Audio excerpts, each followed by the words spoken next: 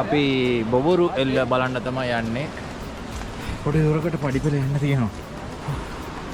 ආවා. දැන් පඩිපෙළෙන් පොඩි දුරක් පයින් යන්න ඕනලු.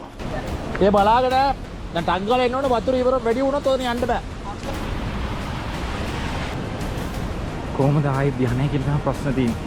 ඇත්තටම කියනවා නම් මමත් පොඩ බය වෙලා ඉන්නේ. ධ්‍යානයක ප්‍රශ්නයක් නැහැ.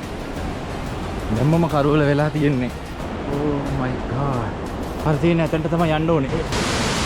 වෝටර්ෆෝල් එකකින් තියෙන උඩ තව යන්න තියෙනවා. නෑ නෑ පිස්සුව උඩ තියෙනවා. ඒ මොන ඉතුරු ටික හැට බලමු. හරි හරි අපිට තියෙන ප්‍රශ්නේ උඩට ගියොත් ආයෙ රිටර්න් යන්න පුළුවන් කියන එක තමයි ප්‍රශ්නේ. කරුවලයිනේ. මේ මේක තමයි මෙතන කතා කරලා වැඩක් නෑ. යනවනේ උඩ ගියා ටග්ගල් පල්ලයට එන්න ඕනේ. කට්ටිය හතරේ ප්‍රශ්නයක් මේ. අන්තිමට අපි තීරණයකට ආවා. අද මේක නවත්තලා මෙතනින්. අද ආයිත් අපි ඇවිල්ලා ඉන්නවා ඕගොල්ලෝ. බොබොරු එල්ල. අඩු කරලා දෙන්නකෝ. තමන්ම පෙන්නන්න. ඉතින් අපි පාත් වෙලා යන්නේ.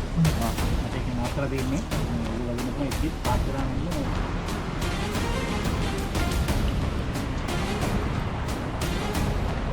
ඒකට මොනවද කියන්නේ? බම්බර කූඩුවක්. අද දවල්ලු ඒක හදලා තියෙනවා. Oh my god. මේක කොච්චර උසට තියලා බලන්න. යන්න පුළුවන්. බැරිද?